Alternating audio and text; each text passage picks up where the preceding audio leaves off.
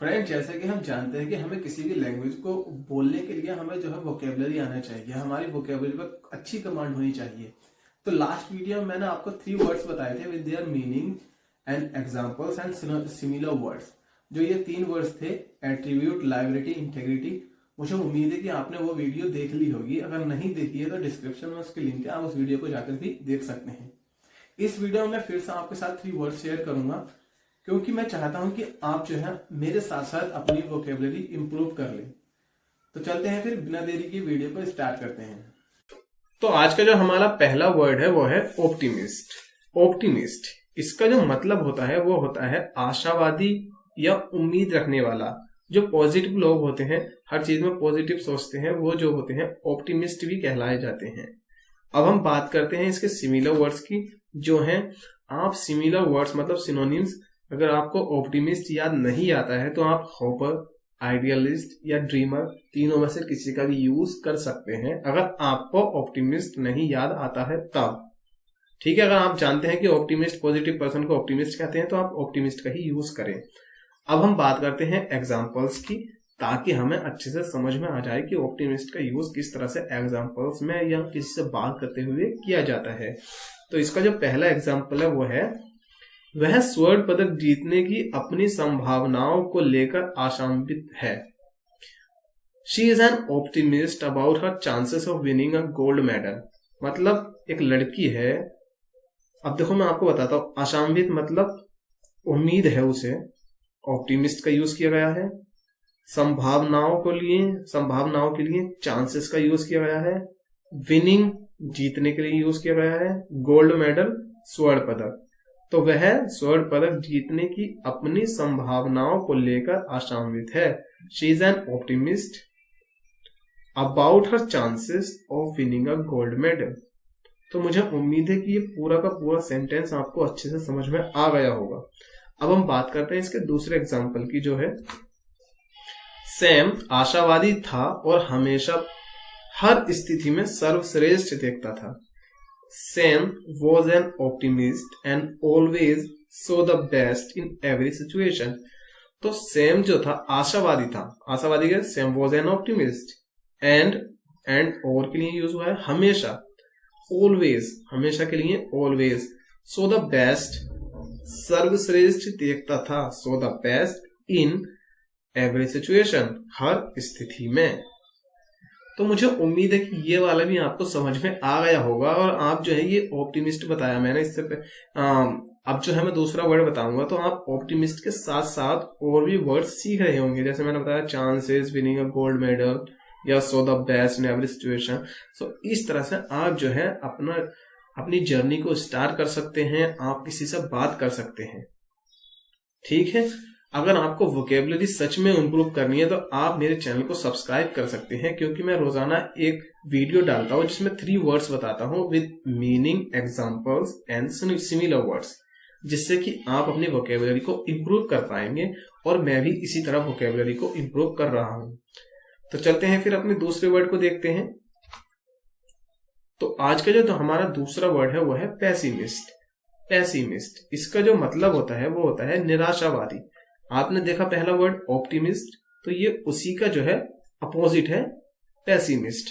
जो negative thinking वाले लोग होते हैं उनके लिए पेसिमिस्ट का यूज किया जाता है। इसके जो सिमिलर वर्ड्स हैं वो हैं डाउटर, डिफेटिस्ट, ग्लूमी। तीनों में से आप किसी का भी यूज कर सकते हैं अगर आपको पेसिमिस्ट याद नहीं आता है। देखो, निगेटिव थिंकिंग क्या ना, you are negative person, you are negative person.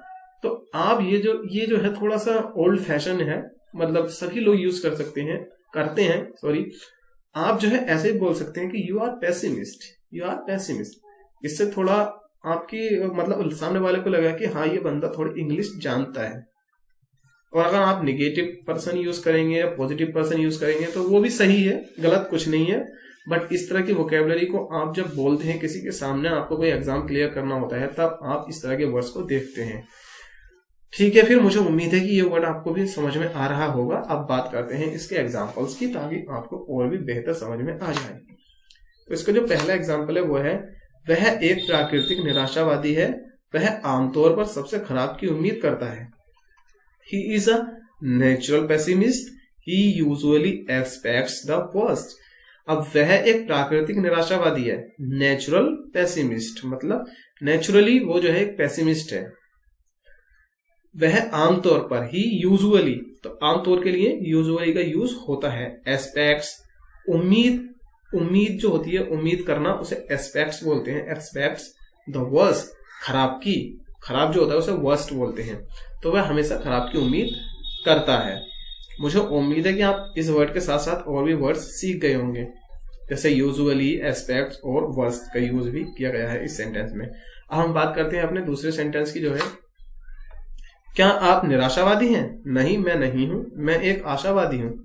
Are you a pessimist? No, I am not, I am an optimist.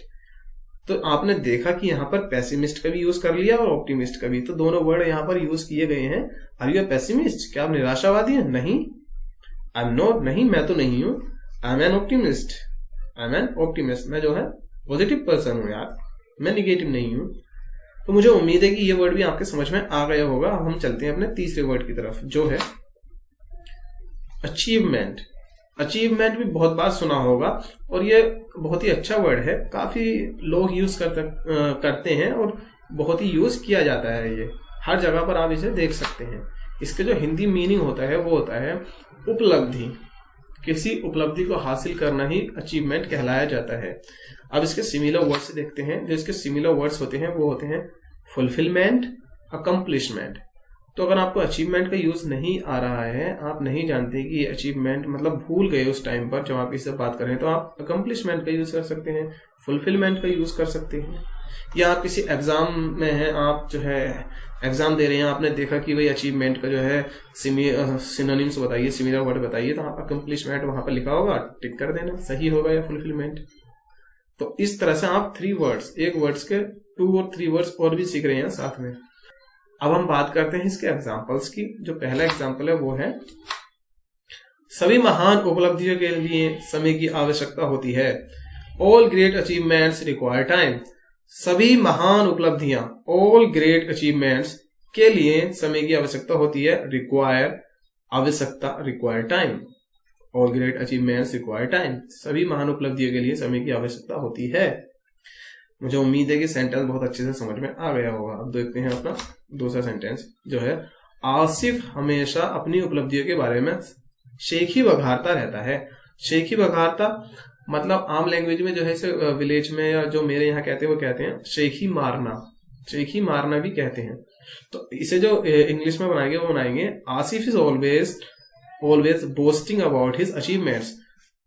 शेखी बघारने को कहते हैं या शेखी मारने को कहते हैं बोस्टिंग या बोस्ट। तो इसमें आई एन डी है, boasting about his achievements. Asif is always boasting about his achievements. Asif हमेशा अपनी उपलब्धियों के बारे में शेखी बघारते रहता है। तो आज के ये 3 वर्ड्स थे। मुझे उम्मीद है कि तीनों के तीनों आपको अच्छे से समझ में आ गए होंगे। और अगर आ गए हैं तो आप किसी के ऊपर भी एक सेंटेंस बनाकर दिखा सकते हैं कमेंट सेक्शन में कि हाँ ये वर्ड आपने सीखा। तो इससे मुझे भी अच्छा लगेगा कि हाँ यार मैं मेहनत करता हूँ, ये बनाता हूँ, पीपीटी बनाता हूँ, तो आप भी कुछ सीख रहे हैं मेरी वीडियो से। अगर वीडियो अच्छी लगी है तो वीडियो को लाइक और शेयर करना ना भूलें और चैनल को सब्सक्राइब भी कर लें। इसी तरह की और भी वीडियो बहुत सारी आने वाली है फ्यूचर में। तो चलते हैं, फिर मिलते हैं नेक्स्ट वीडियो में। तब तक के लिए गुड बाय।